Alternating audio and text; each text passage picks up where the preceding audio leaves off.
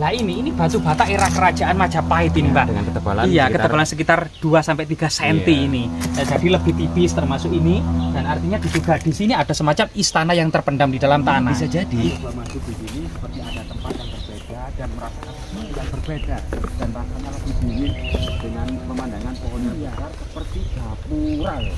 Guys, jangan lupa like, subscribe, dan komen ya kan.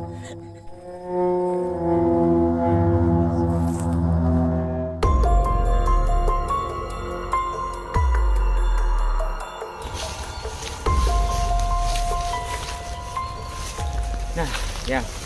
Oke teman-teman ya, kali ini kita berada di sebuah tempat yang tempat ini telah disakralkan ya. Iya, dan sampai saat ini terlihat sangat angker, Mbak. ya sangat gimana gitu ya. Ketika kita mau masuk, kita sudah merasakan dari aura-aura negatif ya. Berdiri semua. Iya. Karena memang di sini tuh dulu itu menjadi sebuah kuburan era kuno. Dan sekarang lebih mirip dengan miniatur hutan ya. Iya. Dan bahkan di sini itu saking akar-akarnya ya bergelantungan ini seperti pertapaan ular naga, Mbak. Oh iya. Dan di sini tuh pohon ini kelihatan sudah tua ini. Iya, sekitar usianya 700 tahun lebih. Oh begitu ya. Iya. Ya, coba kita telisik bersama-sama, Mbak. Nah, kemungkinan kita akan menemukan jejak-jejak peradaban kuno. Yang konon katanya juga sebagian masyarakat mengidentifikasi lokasi ini sebagai gudang pusaka Majapahit, Mbak. Nah itu, Mbak. Ada yang bilang juga di sini tuh sebagai tempat galeri dari musik tradisional. Oh iya, memang ada cerita rakyat, Mbak ya. Katanya memang ketika masyarakat itu mau hajatan, itu di sini itu melakukan suguh dan diberikan seperangkat gamelan, Mbak.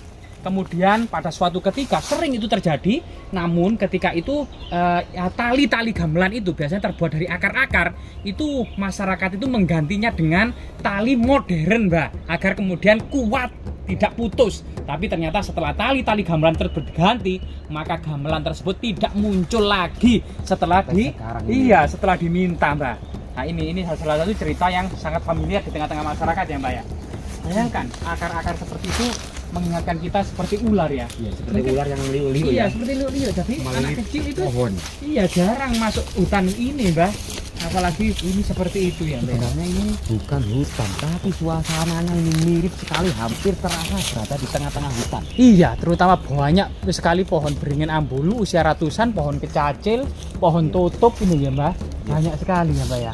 Dan ini kelihatannya pohon apa ini, Mbak ya? Kayak kepoh. Oh, akar trinil. Mana, Mbak, akar trinil, Mbak? Ini tapi bukan. Mana, Mbak? Oh, ini ya, Mbak ya. Oh iya, Mbak.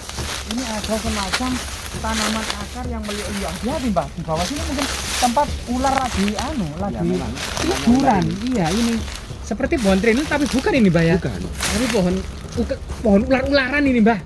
Loh, akarnya juga bagus banget. Iya, bagus banget, Pak. Pohon ular-ularan. Banyak kisah dan sejarah serta legenda yang ada di lokasi ini gitu, Mbak ya. Ya. Dan memang kita akan menyelidiki jejak-jejak artefaktual yang ada. Konon katanya juga ada banyak sekali artefaktual yang diduga era kerajaan Majapahit, Mbak. Di sana itu kita pernah melihat sebuah tumpukan batu bata kuno, dan mungkin di dalamnya, di dasarnya itu ada sebuah istana yang di dalam. Yang terpendam di dalam tanah ya, karena memang pada suatu yang masa-masa yang lalu banyak sekali bencana seperti banjir bandang, Mabanyu pindah itu bahasa para ratonnya, Mbak. Atau kemudian Den Anyar atau Gunung Anyar. Den Anyar itu artinya munculnya gunung baru, Mbak. Oh, begitu ya? Iya, itu bisa saja ya memang seiring dengan perkembangan Pulau Jawa ini ada banyak sekali fenomena alam, munculnya gunung baru, bencana alam, longsor, banjir bandang dan lain sebagainya, sehingga banyak sekali struktur kuno itu yang terpendam. Nah, di sini saya juga pernah dengar dari sebuah cerita dari masyarakat kan ya, bahwasanya dulu di situ itu ada sebuah candi-candi. Candi, Mbak. Tapi entah kemana juga nggak Coba tahu. kita penasaran, Mbak ya. Jadi itu ada pohon beringin ambulu yang sedang berbuah lebat ya. Iya. Warna hijau bercampur kuning-kuning ya. Dan juga pohonnya sangat besar sekali. Iya, pohonnya sangat besar sekali. Tahun ini. Meliuk-liuk, kita juga waspada, Mbak. Kemungkinan juga ada ular piton yang melingkar-lingkar gitu di bawah pohon. Atau mungkin pada musim kemarau seperti ini, Mbak, ular-ular raksasa biasanya mencari tempat-tempat yang berair, Mbak, Ya. untuk mendinginkan tubuhnya. Atau tempat-tempat yang sejuk di bawah pohon mungkin, Mbak ya. Memang ya, kita merasakan memang di sini tuh dulunya adalah masa makam ya. Dan sekarang sudah tidak menjadi makam lagi, namun masih terasa ya auranya ya. Aura sakral dan magisnya ini terasa. Ketika kita coba masuk di sini seperti ada tempat yang berbeda dan merasakan sesuatu yang berbeda dan rasanya lebih dingin dengan pemandangan pohon yang besar seperti gapura. Iya, coba bayangkan pohon raksasa ini. Kita bayangkan suasana era kerajaan Majapahit ya, sebuah tempat keramat atau rabut atau mungkin desa-desa kuno yang dikelilingi pohon-pohon raksasa. Iya, betul. Ya itu. Saat ini memang pohon-pohon raksasa seperti ini sudah tidak kita kenali lagi karena Ya. desa-desa sudah beralih ke desa-desa modern, Mbak ya. Nah, ini. Coba ini pohon-pohon raksasa ini yang masih terawat dengan baik gitu ya. Dan akar-akarnya itu luar biasa sekali. Yang Nah iya, ini tiang penyangga ini, Mbak. Yang seakan-akan ini menyangga ya. iya, Ini gapura ini, Mbak ya. Gapura masuk. Ini disangga ini ya. iya, Seperti pilar ini, Mbak. seperti pilar. Padahal ini akar alami, Mbak ya. Alami ya. Iya, ya, Ini banyak seperti sekali penyangga. pilar-pilar. Iya. Lurus kan ya. Lurus sekali, Mbak. Jadi tetap kita harus waspada, Mbak. Hal-hal seperti ini juga habitat bagi ular. Iya, Mbak. Nah, di sini, Mbak ya, cerita yang bagaimana kemudian di lokasi ini dianggap sebagai pertapaan dari Panembahan Senopati, Mbak ya. Danang Sutawijaya. Nanti Dulu itu beliau itu mengembara atau apa berada di suatu tempat Ya. jadi kemudian ada memang, Ya. jadi di situ ada rombongan dari Jawa Tengah, dari Mataram dan Pajang, itu sowan ke Sunan Giri, Mbak, ke Jawa Timur. Jadi Begitu. Sunan Giri, terutama Sunan Prapen, itu dianggap sebagai Raja Pandito atau orang suci dari Jawa Timur. Itu selalu pada masa hari raya itu raja-raja yang ada di Jawa itu selalu sowan ke Sunan Giri Prapen. Di situ kemudian ada Ki Ageng Pamanahan, Ki Ageng Tingkir, termasuk kemudian Joko Tingkir, Ki Panjawi ya, para bangsawan Jawa Tengah ini pada masa pertengahan atau pada masa Demak ini melakukan sowan ke Sunan Prapen. Dan ternyata Sunan Prapen tersebut itu mengatakan, siapa itu Cabagus gitu. Ya. Ternyata itu namanya Danang Sutawijaya atau Panembahan Senopati. Dan Sunan Prapen mengatakan dia akan kelak menjadi raja besar dan tanah Mataram akan menjadi negara yang makmur. Disitulah kemudian Sultan Pajang Hadiwijaya termasuk Ki Ageng Ki Ageng Pamanahan dan Ki Ageng Tingkir itu merasa di mana gitu loh, Mbak, melihat sosok Danang Sutawijaya yang diprediksi atau diramalkan oleh Sunan Giri Prapen akan menjadi raja besar. Sehingga di sini kemudian Sultan Hadiwijaya atau Joko Tingkir ini mengurungkan niatnya untuk memberikan tanah Mataram kepada Ki Ageng Pamanahan dan putranya Danang Sutawijaya. Sehingga kemudian Panembahan Ki Ageng Pamanahan ini melakukan laku rekoso di Kembang Lampir. Sampai kemudian didatangi oleh Sunan Kalijaga. Karena Sunan Kalijaga ini merupakan guru dari mereka semua. Jadi para raja Jawa Tengah pada abad pertengahan pada masa-masa Demak ini merupakan murid dari Sunan Kalijaga. Itu datang kepada Ki Ageng Pamanahan. Ada apa Tongger kamu melakukan laku rekoso di pinggir kali Ngampir seperti ini? Karena sudah lama Sultan Hadiwijaya atau Joko Tingkir ini belum juga memberikan alas Mentau atau tanah Mataram sebagai tanah perdikan kepada kita karena sudah beberapa tahun lamanya. Entah sebab apa kenapa belum juga diurungkan. Mungkin karena ramalan Sunan Giri Prapen saja yang kemudian Sultan Hadiwijaya itu takut kalau sampai kemudian Mataram menjadi pesaing dari Pajang. Nah itulah. Sehingga kemudian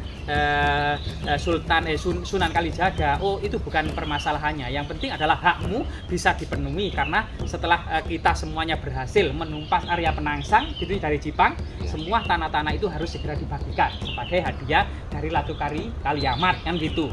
Maka seperti itu kemudian Sunan Kalijaga mendatangi Sultan Hadiwijaya atau Joko Tingkir dan mengatakan tolong hak-hak mereka itu segera laksanakan sebelum kemudian ajal menjemput karena itu merupakan amanah yang tidak boleh disia-siakan nanti kualat. Nah gitu. Akhirnya kemudian alas Mentau ini diberikan kepada Panembahan Senopati beserta Ki Ageng Pamanahan. Luar biasa sekali. Iya luar biasa. Hafal dengan Dan coba cerita-cerita ya di dari- sini kita ada pohon asam tuah gitu ya.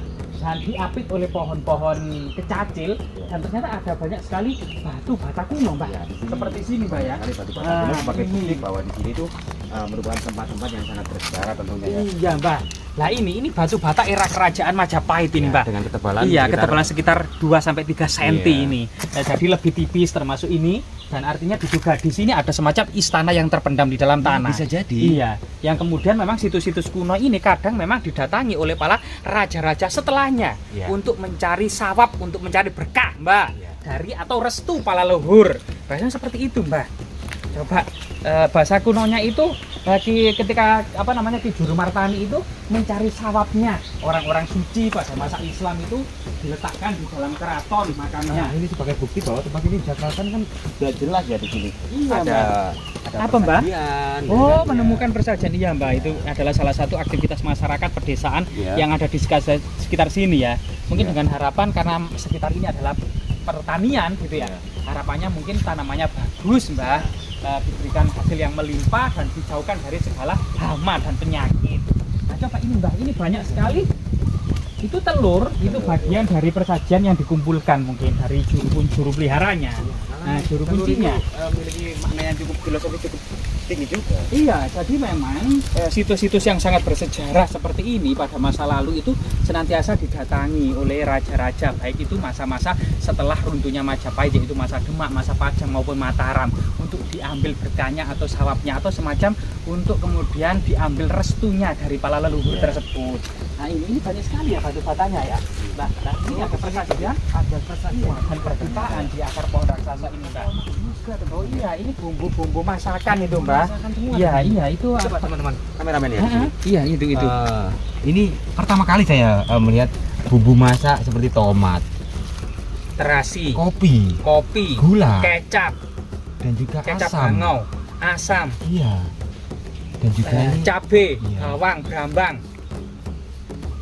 Dan iya itu memang Iya. salah satu cok bakal namanya. Cok bakal. Dan Cok ini bakal. ada juga perdubaan ya. Mungkin nama cok bakal itu berasal dari kata asal usul, mari Pak. Bakal gitu ya. Bakal. Nah ini banyak batu bata raksasa ini, Pak.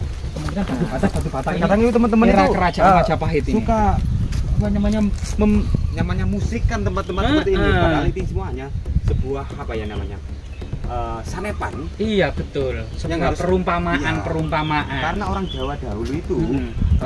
tidak menulis secara detail, tapi mereka membuat sesuatu secara kalam, secara nyata. Mm-mm. Dan kemudian mereka beranggapan bahwasanya suatu saat itu anak cucunya bisa mentafsirkan apa yang mereka lakukan. Iya, di sini memang banyak sekali struktur artefak-artefak era kerajaan Majapahit.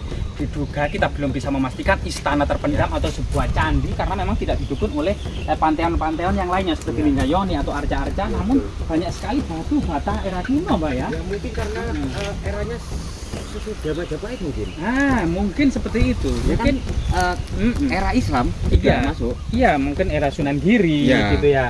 Karena Sunan Giri ternyata itu pernah kekuasaannya itu besar, termasuk Sukodono di Kalimantan, Surabaya, termasuk Wirasabah. Wirasabah itu nama kuno sebelum sebelum Mojokerto itu namanya Wirasabah, Mbak, termasuk Japan. Gitu ya? Iya, Japan dan Wirasabah. Dan itu semua memang masa-masa Madya atau masa-masa setelah runtuhnya kerajaan Majapahit itu masih banyak interpretasi dari para ahli yang simpang siur, Mbak, sampai saat ini.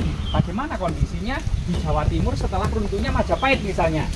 Terutama bagaimana juga Jawa Tengah, terutama pada masa Majapahit itu berusaha juga menaklukkan Jawa Timur, namun sangat alot hanya karena tipu daya dari mereka lah. Kemudian Jawa Timur itu berhasil ditaklukkan karena masyarakatnya sangat besar, Mbak.